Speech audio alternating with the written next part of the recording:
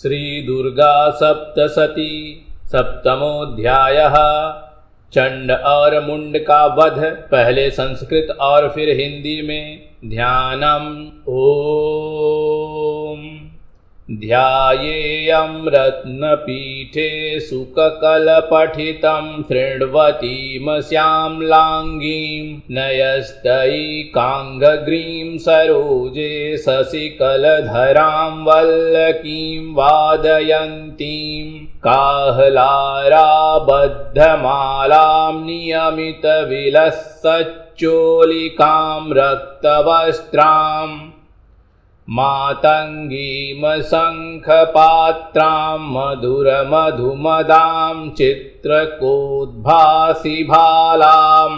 ॐ ऋषिरुवाच आज्ञप्तास्ते ततो दैत्याश्चण्डमुण्डपुरोगमाः चतुरङ्गबलोपेताययुरभ्युद्यत्तायुधाः ददृशुस्ते ततो देवीमिमः सद्धासां व्यवस्थितां सिंहस्योपरि शैलेन्द्रशृङ्गे महति काञ्चने ते दृष्ट्वा तां समादातुमुद्यमं चक्रुरुद्यताः आकृष्टचापासिधरास्तथान्ये सत्समीपगाः ततः कोपं चकारोच्चैरम्बिका तानरीन् प्रति कोपेन चास्यावदनं मसीवर्णमभूत्तदा भ्रुकुटिकुटिला तस्या ललाटफलकादधृतम् कालीकरालवदना विनिष्क्रान्तासि पासिनी विचित्रखड्वाङ्गधरा नरमाला विभूषणा द्वीपि चर्मपरिधाना शुष्कमासातिभैरवा अतिविस्तारवदना जिह्वाललनभीषणा निमग्ना रक्तनयना नादापूरितदिग्मुखा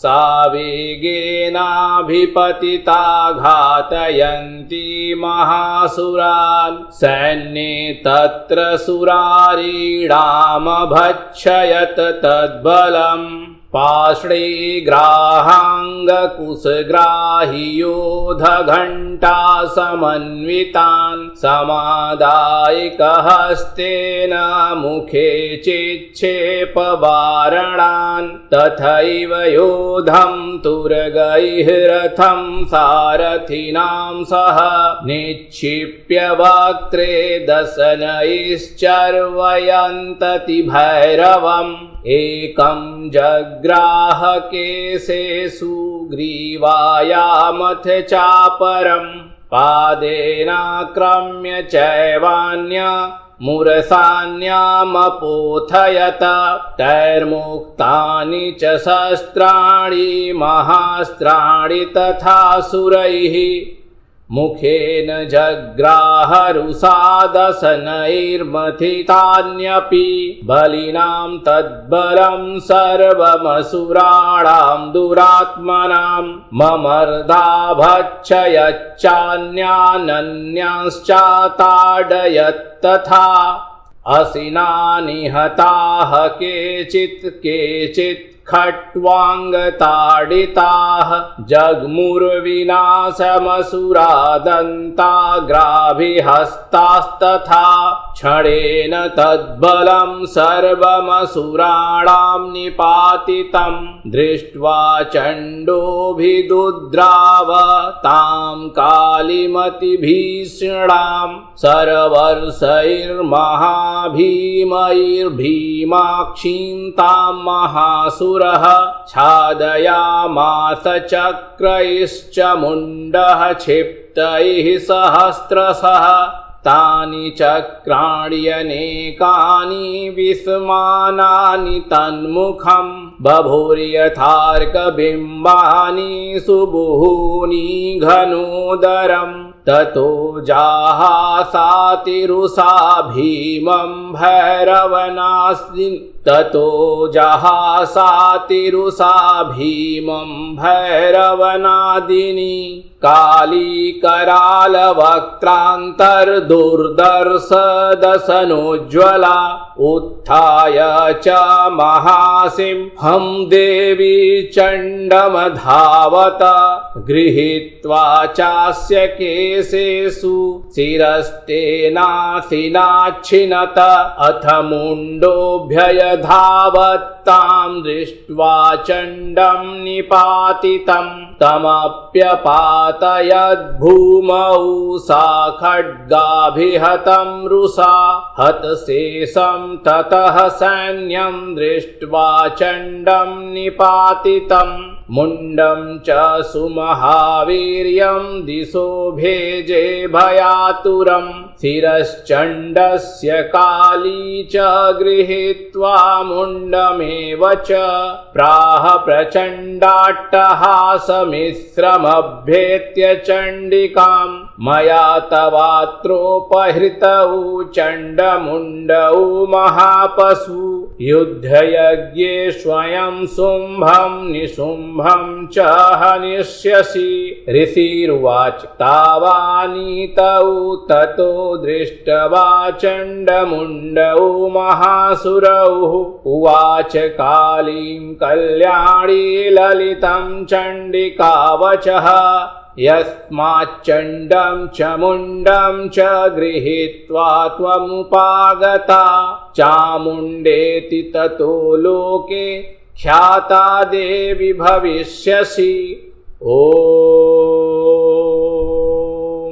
इति श्रीमार्कण्डेय पुराणे सर्वाणिके मन्वन्तरे देवी महात्म्ये चण्डमुण्डवधो नाम सप्तमोऽध्यायः। हिंदी में अनुवाद। मैं मातंगी देवी का ध्यान करता हूँ। वे रत्नमय सिंहासन पर बैठकर पढ़ते हुए तोते का मधुर शब्द सुन रही हैं। उनके शरीर का वर्ण श्याम है। वे अपना एक पैर कमल पर रखे हुए हैं और मस्तक पर अर्धचंद्र धारण करती हैं तथा कहलार फूलों की माला धारण किए वीणा बजाती हैं। उनके अंक में कसी हुई चोली शोभा पा रही है। वे लाल रंग की साड़ी पहने हाथ में शंखमय पात्र लिए हुए उनके बदन पर मधु का हल्का हल्का प्रभाव जान पड़ता है और ललाट में बिंदी शोभा दे रही है। ऋषि कहते हैं, तदनंतर शुंभ की आज्ञा पाकर वे चंड मुंड आदि दैत्य चतुरंगिणी सेना के साथ अस्त्र शस्त्रों से सुसज्जित हो चल दिए। फिर गिरिराज हिमालय के सुवर्णमय ऊंचे शिखर पर पहुंचकर उन्होंने सिंहासन पर बैठी देवी को देखा। वे मंद मंद मुस्करा रही थी। उन्हें देखकर दैत्य लोग तत्परता से पकड़ने का उद्योग करने लगे। किसी ने धनुष तान लिया, किसी ने तलवार संभाली और कुछ लोग देवी के पास आकर खड़े हो गए। तब अंबिका ने उन शत्रुओं के प्रति बड़ा क्रोध किया।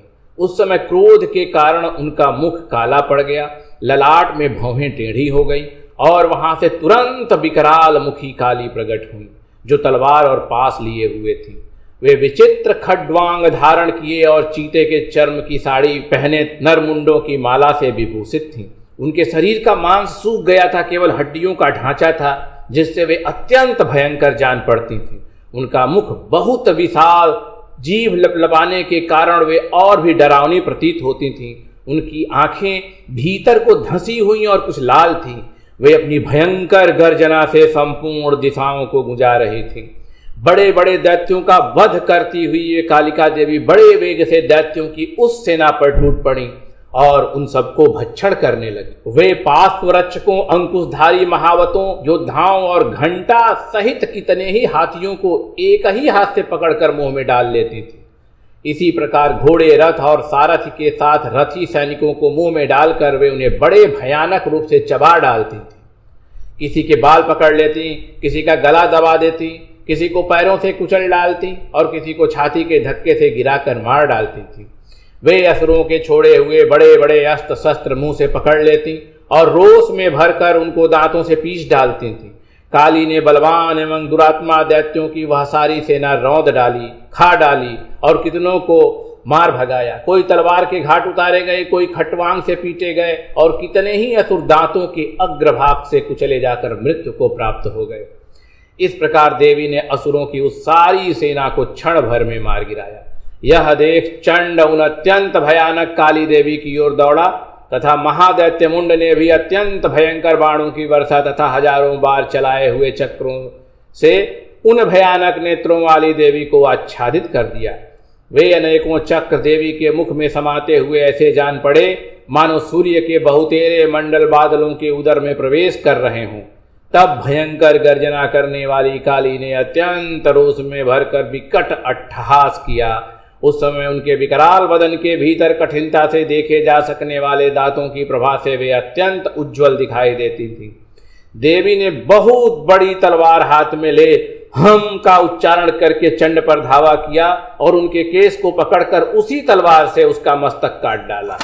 चंड को मारा गया देखकर मुंड भी देवी की ओर दौड़ा।